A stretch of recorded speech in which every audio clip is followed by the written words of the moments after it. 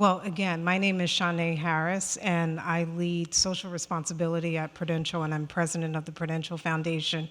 And we're very excited to tell this story. And I think it's so fitting to have Monique open us and talk about the work of the Aspen Forum for Community Solutions, because while we at Prudential funded and supported leaders who were driving Opportunity Youth, supporting Opportunity Youth work, in Newark for years, it's through our participation with Aspen that helped us understand how to support and scale this work and the things that were important to see in places that demonstrated a readiness for this and a spark. So in many ways, they are the center of our journey. And I would say the work that Robert and Jamie have led are the bookends of how we are expanding this impact. So just wanted to share that insight. So by this time, you guys are probably sick of hearing about Prudential. So I think, again, just want to underscore that we're a global company. Our CEO, Andy, talked about how we're in 50 markets across the world, but our legacy, our purpose, who we are as a company has always been informed and deeply rooted in our hometown in Newark. And, I think that, that commitment to Newark has created a learning experience that has helped us have deeper insights. I shared that earlier to some folks. But it's helped us understand about the idea of potential, right? And we know, many of us in this room know that do this work, that a person's potential shouldn't be defined by their circumstances, their zip code. It shouldn't be limited by the systems that they have to navigate.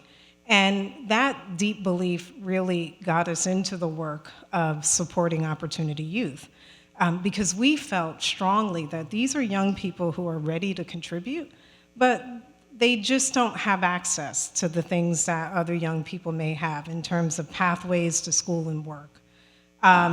So this idea of unlocking human potential, I think Monique talked about the moral imperative, but I also want to make a business case for this, because, if we need to grow as a company, and we're in the insurance industry, the insurance industry is not growing as fast as we all would like to have it grow, but that means we have to expand our reach. We have to meet the needs of everyone and unlock a pipeline of customers, unlock a pipeline of talent. So having young people who have all this great potential not realize that potential is just bad if we're looking for an inclusive and thriving economy. That has led to a commitment that Prudential has made and fulfilled, which is a $180 million global commitment to connect Opportunity Youth to education, employment, and entrepreneurial pathways. So our panel conversation today will just talk about that journey and talk about how these networks have formed and what matters in terms of the secret sauce. And one of the things that I would say is a secret sauce is these efforts are co-created. So they center young people in the design of these strategies. And that's something that often doesn't happen when you have philanthropy or even really good-willed people wanting to do good work, but often not including the people that actually are the core beneficiaries of that work. So that will be a theme that I think you will hear in this conversation. But enough talk from me. I would love to introduce our panel, and I want to keep the energy going because we're in that dreaded after lunch phase, so we got to keep the energy up so that we can have a great conversation. So we have a great panel of leaders and who represent how to do this work on both the local level, but also in places across the United States and around the world. So first, we have Robert Clark, who is the founder of the Newark Opportunity Youth Network. And Rob, I call him Rob because we've known each other for so long, is a lifelong advocate for youth advocacy and education equity. And the Newark Opportunity Youth Network has pioneered a place-based approach in Newark that reconnects young people to services, to opportunity in a very holistic way that Rob will talk about. And they're starting to scale that work statewide. So just welcome Robert.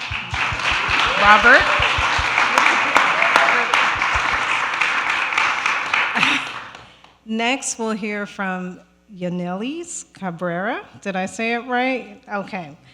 She is a sense-making fellow with the Newark Youth Voices Initiative. Yanelis represents the next generation of civic leaders that we have in the state of New Jersey. And she has bravely shared her own story. She has been an advocate. She's testified before the New Jersey State Legislature to really advocate for policy change and resources for opportunity youth across the state. So welcome.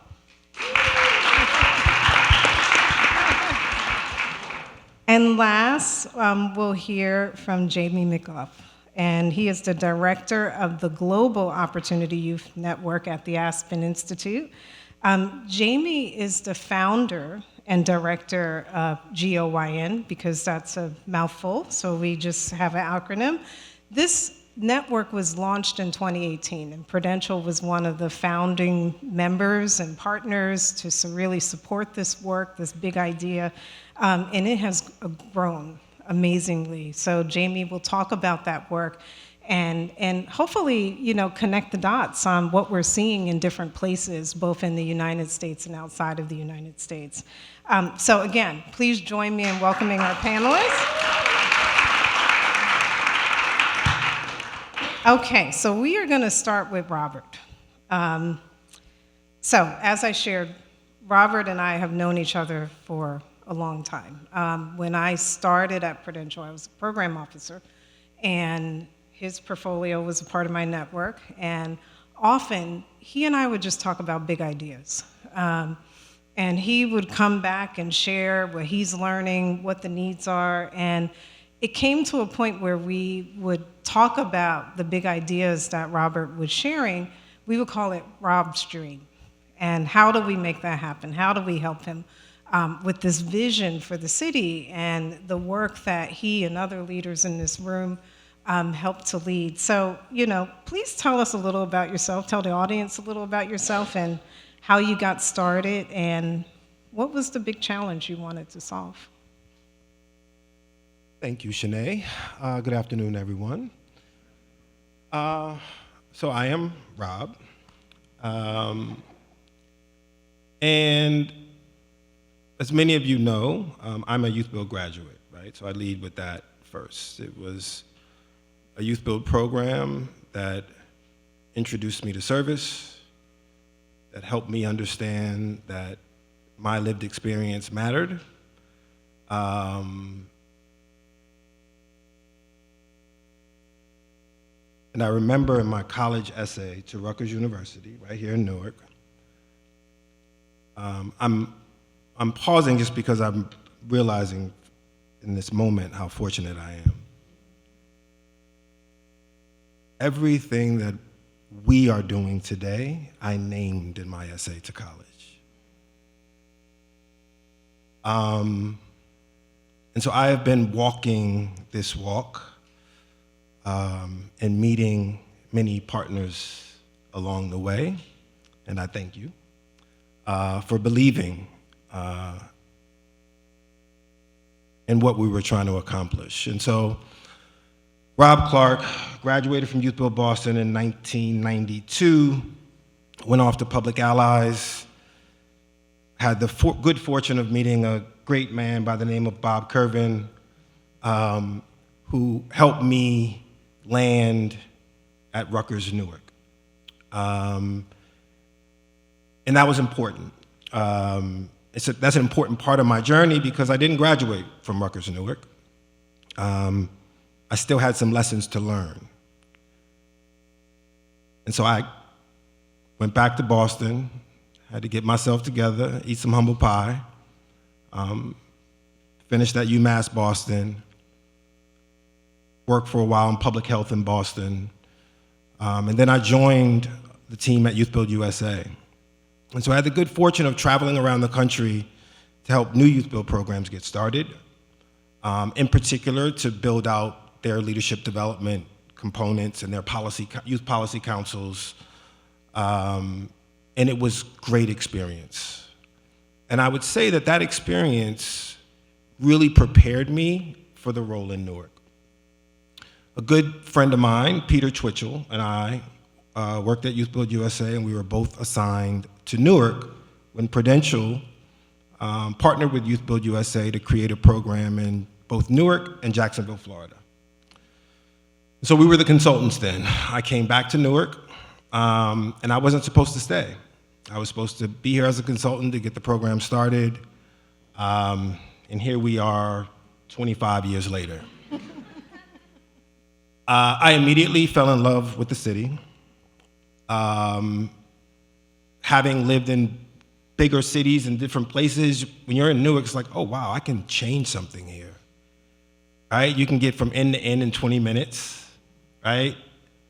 It's a small ward-based system, so it's like, okay, we can do this.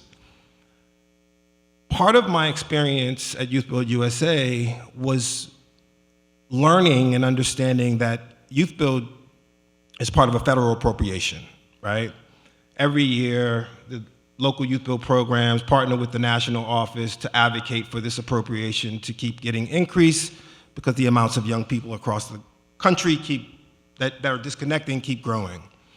So it is with that knowledge of that and the fact that every year, half of the Youth Build programs, or every other year now, because it used to be every year under HUD, but now under DOL, it's every 2 years, half of the Youth Build programs have to shutter because they're not refunded, which is devastating to organizations. With that in my toolbox, I start as the leader of Youth Build Newark. So from the beginning, I was always clear that we have to find a way for this to be sustainable locally so that we don't create a spark of hope that we then lose. That's important because all of the work that we're doing now is rooted in that quest for sustainability. And quest for sustainability, not just for Youth Build Newark, but eventually for the entire network that is now OIN. Early on, we got contracts with the Juvenile Justice Commission to operate contract schools. We realized early that over 75% of our young people were on probation and parole. The Juvenile Justice Commission has an initiative called Diversion, Reentry, and Aftercare. How do you make sure that young people who find themselves in that situation have a pathway when they enter the community to education, job training, and entering the workforce? Through those contracts, we learned how to become a school. But more importantly, what we realized was when young people who leave school in New Jersey prematurely, particularly young people who are on probation or parole or have any contact with the criminal justice system, the local tax levy is what pays for them to get educated in the Juvenile Justice Commission. Wait a minute. These young people who leave JJC are coming back to the community, and the local district won't take them back because there are odd policies, I'll say odd, in the New Jersey code that basically say if a young person has been arrested, doesn't say convicted, a school principal can say they can't go to that school anymore. So we start in 2002. By 2004, we've got a waiting list of 700 young people. We were one of only 2 programs at the time. Carolyn Wallace and IYO were the other program in the South Ward of Newark.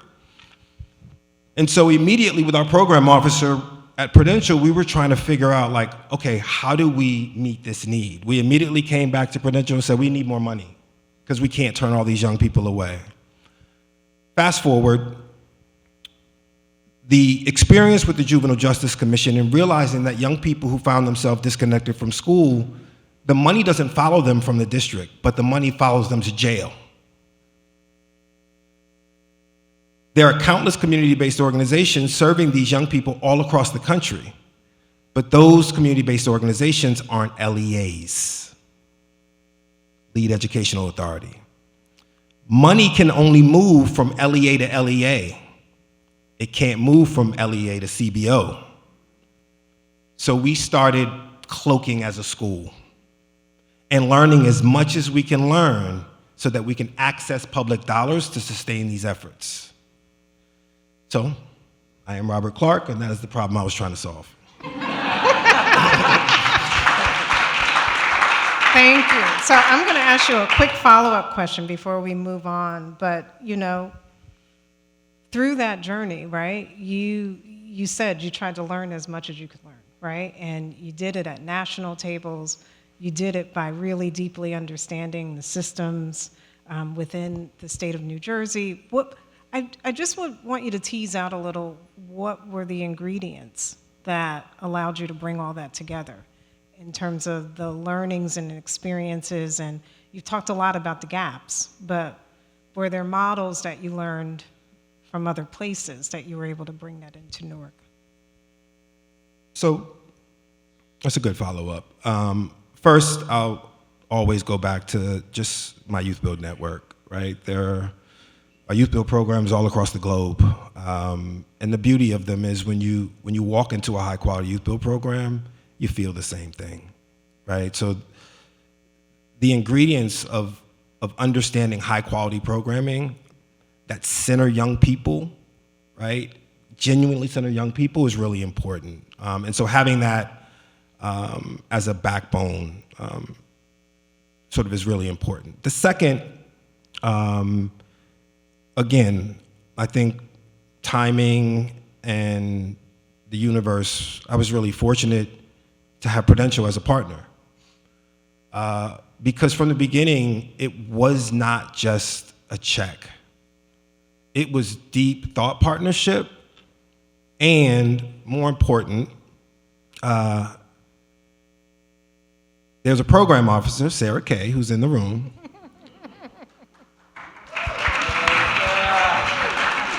I know this makes you uncomfortable, so. Who was sitting at national tables, whether it was Jobs for the Future or Aspen, and she made sure that Newark was at the table. And that, being part of that national learning community, you can't put a price tag on it. Being in spaces with people that are curious and that are constantly evolving themselves and learning, and we're all tunneling at trying to solve some of the same challenges, it's extremely, one, inspirational. It's humbling because you realize, oh shoot, I'm not a superstar. These people are all smart, right? And you feel fortunate to be in those spaces. But also, every time I took our staff team and our community partners, we became learning organizations, right? So are you evolving? Are you adapting? Are you adjusting? That's really important. And the third, although I could list a lot more, I think is the hope and aspiration of young people. I spend a lot of time, no matter what my title is, in our schools and programs. My staff would probably prefer I don't, but I try to stay really close to the experience of young people because it keeps me honest, it keeps me grounded, and it helps me not to forget.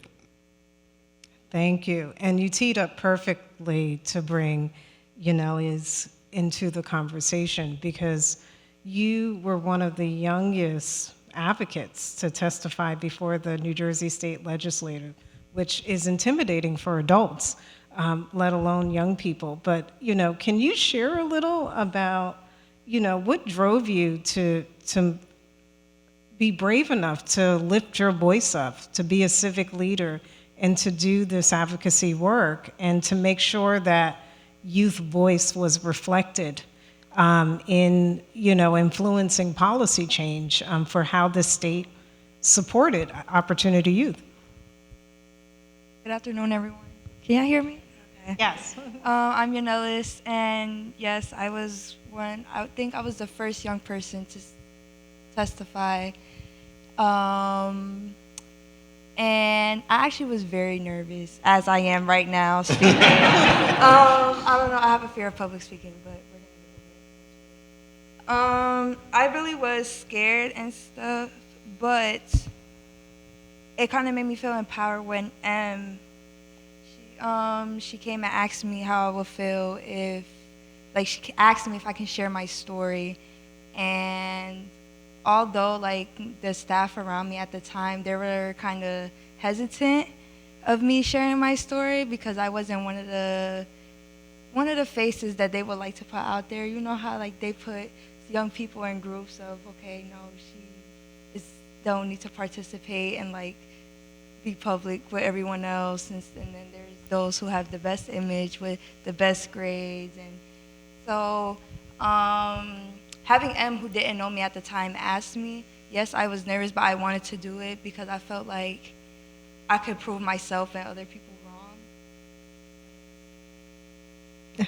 Well, thank you for that. I mean, you've seen firsthand what's working. You're actively engaged in the Opportunity Youth Network in Newark. Do you have any thoughts on what's working, but also the work that we still need to do in the state of New Jersey as it relates to supporting young people? So personally, I feel like everything starts at home. So a lot of young people, they are the way they are because of what their home situation is. Like me personally, I had a very supportive mom, but she wasn't, like, very attentive because she worked so much. So it gave me a lot of leniency to do whatever I wanted as long as I was home by the time she got home. And when I attended LEAD, I had staff there like Mr. Price, Odom, Walker, even M. Once I met her, they were, like, on my case about, like, doing what I had to do. So it was like having people outside family, outside friends that cared about me, that, like, drove me to put my head on straight and, okay, I know what I want to do in my life. I know what I want my future to be. And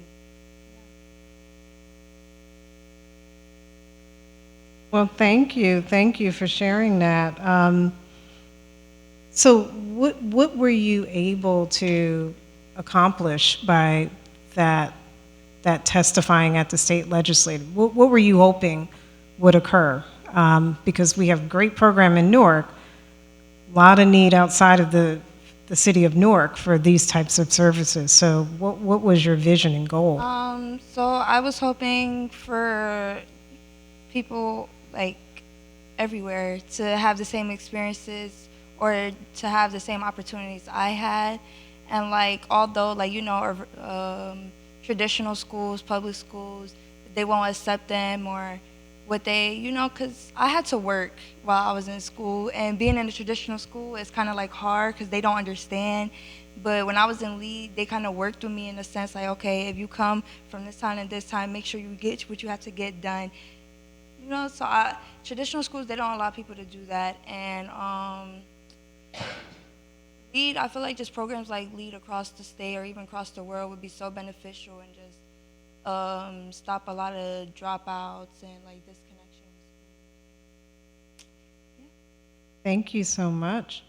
So we're going to zoom all the way out now and bring Jamie into the conversation. And as we at Prudential, more deeply understood the challenge. Often when you're in the U.S., you think about the problem from a very U.S.-centric lens. And, there's a lot of challenges here, but when you zoom out to places around the world, which, there are countries that are much younger, right? Lots of young people, lots of untapped potential, and not a lot of economic opportunity. We were so proud and excited to really be a founding member of the Global Opportunity Youth Network. And Jamie and I was in Brazil for their conference actually a week and a half ago. And Jamie managed to go from Brazil to another part of the world to back to the US to be on this panel. But you reminded me that we were in Newark, you said a restaurant probably not too far from NJPAC, when Sarah and I was like, we want to be able to be a part of this planning and really help with this network. Can you share a little about what this network has done, what it has become from that kind of initial idea and seed funding to where we are now? Thanks, Shanae. It's really nice to be with you. I'm Jamie McAuliffe. It's special to be here in Newark for several reasons, including this early meeting that really set the stage for the work that we've been carrying out for the last 7 years. But I also want to start by saying that I really love the phrase, we stand on the shoulder of giants, and we're building on the work that folks like Rob, Karen Pittman, Dorothy Stoneman, a whole generation of leaders set the stage for what we're trying to take forward globally. And so this work is very much inspired and informed by them, by my colleagues Monique and Steve, who for 6 years before I joined Aspen had already been modeling this approach with leaders like Rob across the country. And I just want to start actually with my own personal reason for doing this, because I was part of the generation that got involved in social entrepreneurship, international development, with this model that was about scaling what works. Get behind the leaders, get behind those models that are proven, and put resources behind them. And I still believe that's really important. I worked at Ashoka early on, which values lifting up social entrepreneurs around the world. I helped get the Edna McConnell Clark Foundation moving in this direction, which now is Blue Meridian Partners, with Scaling What Works funds. I led an organization that became the biggest youth employment skilling program in the Middle East and North Africa. But over that period, I also became really disenchanted and really understood the limitation of that kind of model, particularly for the kind of complex social challenges like youth employment in our case. It just will never, as I know all of you know, it will never be solved by that kind of silver bullet approach to social change. And so that's what really inspired me to come to Aspen, inspired me to take the kind of work that Rob was modeling in Newark and other places around the country and think about bringing this model of a place-based, collective, long-term, 10-year plus commitment to communities to transform not just a few young people in a project that's funded for 2 or 3 years by USAID or other funders, or a single skilling program that'll help 1,000 or 2,000 young people, but really map out how we can change the generation of young people that lives in Mombasa, in Brazil, India, et cetera. So, and I want to get to your question, but I think the other thing I wanted to start with, because we really believe very strongly in the principle of bringing young people into these conversations. I said when I started Joanne, I never wanted to be on a panel like this without a young person. I'm so glad you're here representing, but I'm very disappointed we don't have a global young person to represent their voice and perspective. And it actually underscores one of the big inequities globally that we're facing. We are having such a hard time bringing young people to the United States these days because they cannot get visas. So we do all of our global convenings outside the United States in countries that make it easier for them to come. And so I wanted to start actually with a short video just to bring their voice into the room, and then we'll get to your question if that's okay. Yes, love that.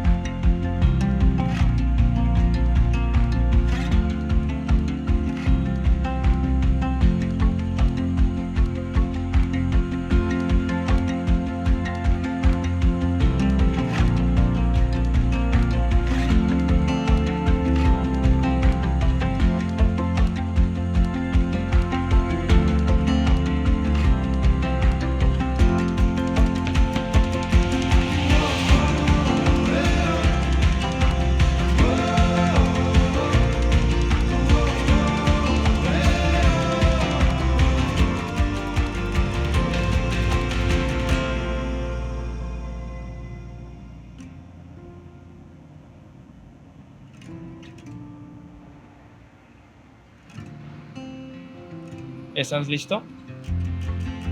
We are not a problem to be solved.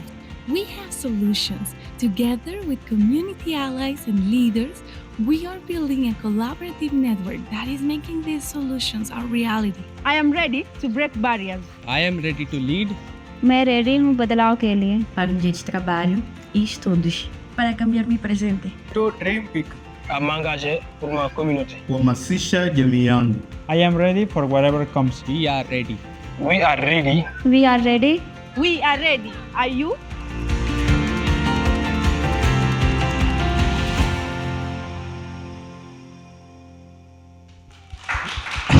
So that's just a teaser for a series of videos we've now put out that's part of our attempt to change the narrative about young people around the world and their opportunity they present to their communities and to their countries. If you go to our website, you'll see actually spotlight videos going deeper in the stories of various young people who are part of that video. But anyway, I just wanted to bring that voice and perspective and start with, why should you care about this problem? We have so many problems, as Shanae alluded to, in the United States. Why should we care about global youth opportunity, global youth economic opportunity? And I'll just put out a few statistics to put this in context. As you saw there, over 600 million young people around the world are out of school, out of work, or underemployed. And we include underemployed in our definition of opportunity youth because actually most young people between the ages of 16 and 30 are working, but they're working in precarious jobs because they have to. Over the next 10 to 15 years, we are going to have 1.2 billion young people coming into the global workforce. And right now, in current projections, we're going to be creating 400 million jobs over that same period. So there will be an 800 million job gap. That is the world's global workforce. That's the future workforce of tomorrow. So if we don't figure out with young people how to solve this problem and solve it at scale, it has global implications, and that's what inspires all of us to be working on this problem globally. And I'll just get back now to your original question, which is, well, like, why did we start this? So part of it was the global challenge. Part of it was being inspired by the amazing work that was already being undertaken by Prudential and Youth Build and a series of global partners. But the other thing that really appealed to us, as I mentioned earlier, was instead of designing a single model, a single intervention, if we could come up with a way to engage collectively government, business leaders, and local nonprofits and young people themselves, create a 10-year vision for change, and then figure out how to resource and track how that change is happening over time, that would really be a different kind of model for advancing youth opportunity. And that's really what we've been trying to prove out over the last 7 years. We're still early days, and we can get to some of the learnings we're seeing and some of the similarities and differences between the US and the global context. But in those first 7 years, we've connected almost 1 million young people to some form of opportunity. We're tracking this with real data with our partners, and we're working with leaders like Rob who are deeply, deeply committed to their communities and have the trust of all the institutions in those communities so they can mobilize that collaborative, build the trust and common platform to take this work forward. We're able to do this in India, Africa, and Latin America. We're in 17 communities across 10 countries. We set out with a 10-year vision. At this point, we're more than halfway through. We'll probably be extending that because we're seeing great progress, but also huge, huge need to continue this work over the course of the next few years and grow this network both within country and to new places that we haven't yet expanded. The newest community that we'll be going to later this year is Morocco, again with Prudential support to bring in the Middle East and North Africa, which is another incredibly important region that has some of the highest rates of the educated but unemployed, a problem that we're dealing with more and more in this country. But that's kind of what we're about, and we can talk more about some of the lessons learned. Jamie. So why don't we jump into it? And can you talk about, because you've been all over the world, some examples of impact, like some things that have worked in different countries, but also compare and contrast some of the challenges that we may know of domestically in the U.S. Yeah, so I think one of the things that, let me start with the question that I get a lot, which is, what is really different about the young people you work with globally? And I don't know if this is different, but I'll just say it's the thing that motivates me every day and keeps me grounded. There's a huge sense of optimism, energy, and joy. Even young people who come from the most disadvantaged communities, that have the least resources. You saw this probably, Shanae, when we were together in Brazil. They're moving forward. They're not waiting for adults to hand them something. They're not waiting for the systems that failed them to somehow be reformed and get them back on track in terms of school and work. They're getting things done. And I think that, and you see that, I think not only on the positive side where we're seeing it, but you also see it in the news.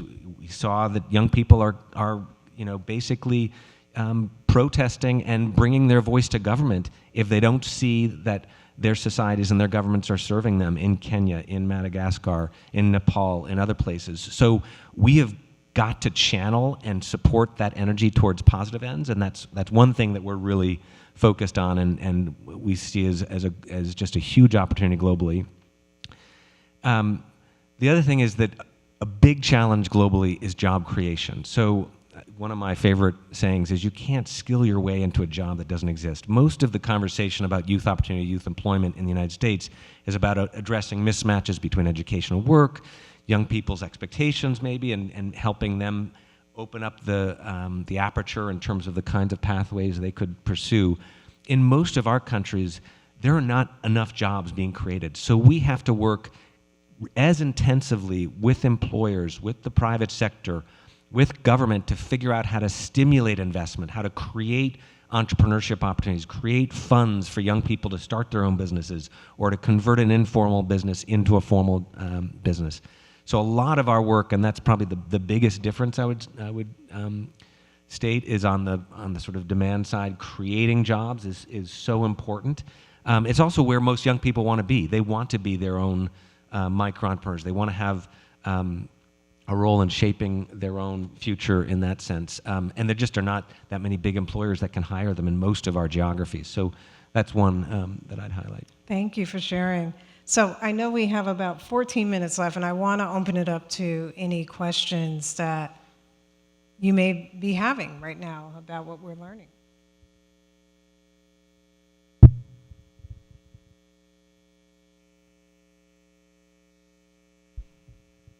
Thanks, you guys. This is great. I wonder if each of you would tackle the question about place, and because when I listen to Robert, or I think about the folks like the amazing leader in Pune, India, that you've partnered with, Jamie. Part of the takeaway from this session is there's no substitute for staying in place, and that so often superstars like a Robert who. Even though you may have had a reflection at an Aspen meeting that you weren't a superstar, you are a superstar. But too often that person gets lifted up as a social entrepreneur, and then they move to a new gig and then the next one, and they're feeding their family, which is really important. But when I listen to Prudential's story of staying 150 years in Newark and not leaving, and then you walk around and you can literally see the impact, what's your takeaway on how we deepen our investment in place-based leaders, how we think about place differently, the ecosystem, the culture and context, all of those things which fly in the face of Jamie's critique of having a silver bullet why he chose this gig. But I'm just curious if you would comment on that. And Robert, I'm glad you're getting started. Thanks for the question, Steve, because it's a really important question. My first response to place is, as I stated earlier, it's easy to fall in love with a place like Newark. If you're committed to community and you want to work on some deep, challenging issues, there's a lot to work on. But there's some great people here. And it is the relationships that you build over time. As I look in the audience at tons of friends and supporters, it's those relationships, quite honestly, that keep me here and have kept me here. I also think that the arc of change is long. It requires patience and the flexibility and adaptability to just learn, right? Like you have to be able to iterate. Shanae, we've had many conversations about the importance of risk capital, right? How many light bulbs did Edison break before he got it? Who was funding that, right? Oftentimes in communities of color or disadvantaged communities, you don't really have too many shots,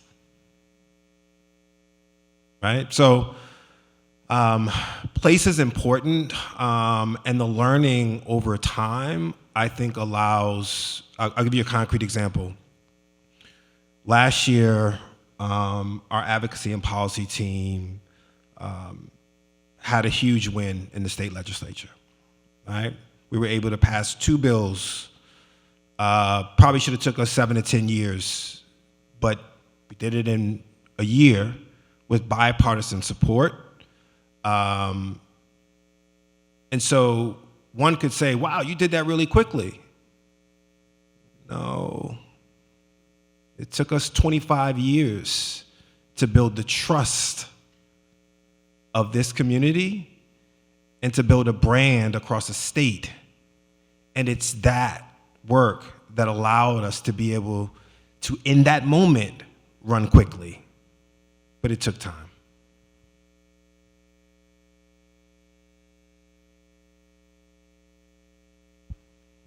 So I guess this is to your point, Jamie, about not having enough jobs. And I was thinking about all of the conversations that we've been having for the past 2 days about entrepreneurship and ownership and businesses and getting things started. What is the appetite of youth these days, and maybe for you, Nellis, to start your own things? Because my assumption and what I hear and read about is that everybody wants to have their own gig and their own side hustles and whatever. What is that appetite? Is that real? And where are some promising things that we can do to support youth to be able to become their own employers? Okay, so actually I also have like a side hustle in a way. So I do nails on the side, like when I'm not in school or working.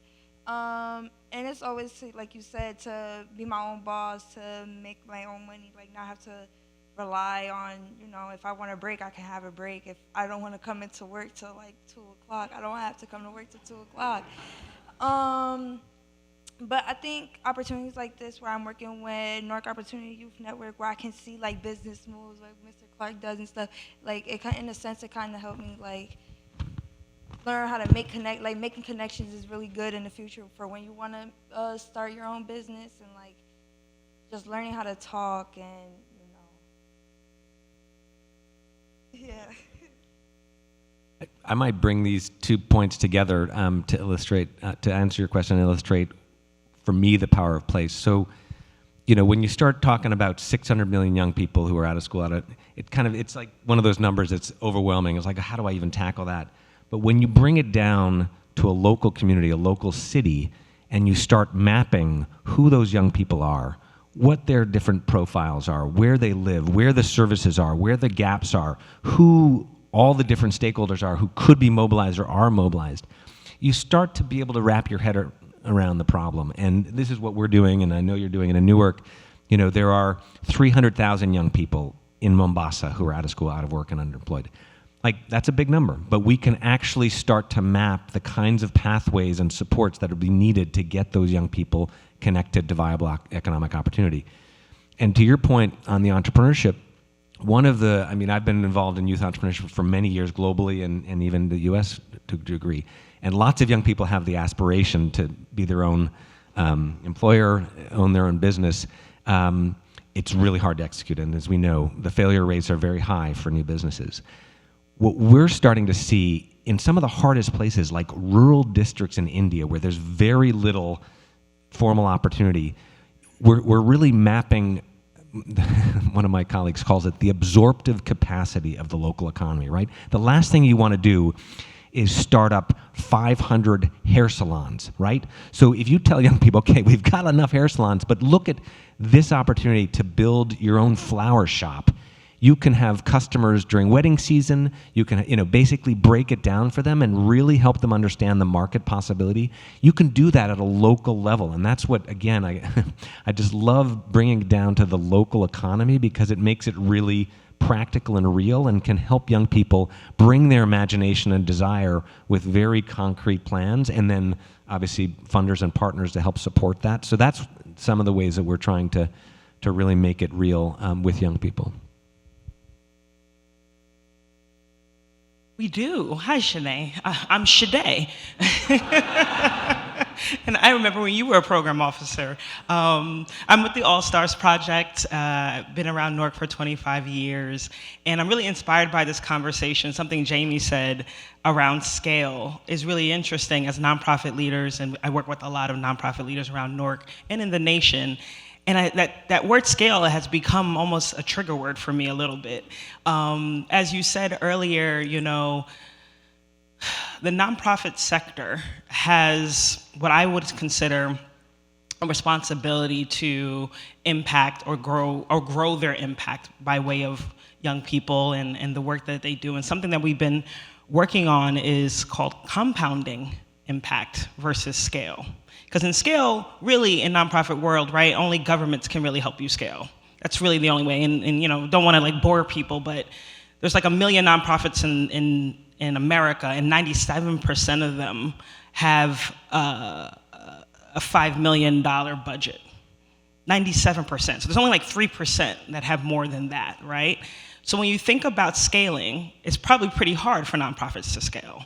But when you think about compounding impact and you hear youth stories like this one or the stories that you shared with us across the community, it looks like young people going out in the world after they've been through your program and being able to give back to their community, or being able to open up their flower shop that then impacts those people who came to the flower shop, and then those people go out in their world and do something from the impact of that program. And I can say a lot about that with the All Stars Project.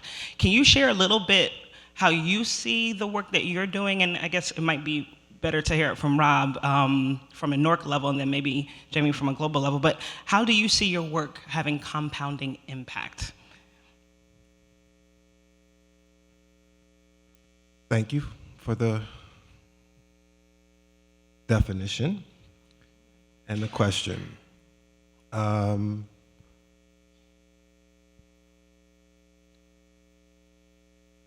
So there's two answers to that. I'll speak about first sort of my approach to building our organization. There are members of our organization that have been with us since the beginning. There's somebody in the room that's been with me about almost 13 years now. And our work together is, I see my role not as just as their employer, but I'm watching their families grow, right? I know their children, right? We're building community. Young people, I'll give an example. So a young person, Jamal Springer, is a first-year Youth Build graduate, he came to visit this charter school about 4 weeks ago, and he asked to meet with myself and Darrell Price, who still works with us, and he was our program manager when we first started in 2002. And so Jamal wanted to talk to us about his business idea. And so I'm like, okay, tell me what you got. So he lives in Roxbury, and he basically is starting an autism school. And I was like, wow. And he says, Mr. Clark, you know why I wanted to be a teacher? Why? Well, when Jamal graduated, well, actually he didn't graduate. Every year we have a certain group of young people who are old and close, right? They're close. They just needed to get back on track. He got his GED. He was really smart. He could access most of the content, high school level content, so we made him a tutor for his peers. He has been teaching ever since, right? Terry Lang, who graduated in that same class, is our senior vocational instructor today. Terry, I won't give too much of his information, but he was in a rough spot when he met us. He's married, he's a homeowner, he's raised 2 boys. That's how we measure impact on the personal level. one of our board members asked us many years ago, after we had successfully run a state intermediary where we were funding youth build program, funding other community-based organizations across the state to implement the model. He said, if you can do it statewide, why can't you do it locally? Why can't we think about impact through empowering other organizations to create sort of high quality seats through data and learning? And it doesn't matter what program you call it. And how do you then create a sustainability plan so you can lift all boats? That's how we measure impact. Thank you. Jamie, any thoughts? Yeah, just first of all, I love that you brought this up because I can't stand talking about scale without talking about impact. It has to be scale and impact. And you can't have the conversation, or I don't think you should have the conversation without considering both. But I would say something kind of a little bit of a similar twist to Rob, which is that this is the beauty of working with young people, is that, you know, and I want to relate it to a comment I heard this morning, which I still don't know if I agree with, which is, I guess one of our speakers is talking about how the latest generation of immigrant families and young people are not, they have no sense of appreciation, no sense of opportunity. I didn't really agree with that, but anyway, in my case, the young people that we're working with are so grateful for opportunity, are so charged up. The first instinct they have is to figure out how they can share that with another young person. So we have young people who are, you know, desperate to be coaches and mentors to the next generation of young people, to reinvest in not only other young people, but in families. So that's what really compounds impact is, you know, firing up that young person and then getting them fired up to change it, share with their community, with their families, and that's what I think inspires a lot of us in our work, yeah. Thank you. And I'm going to ask you, Nillies, to have the final word. So what would be your call to action to this group? What should they do coming out of hearing this conversation?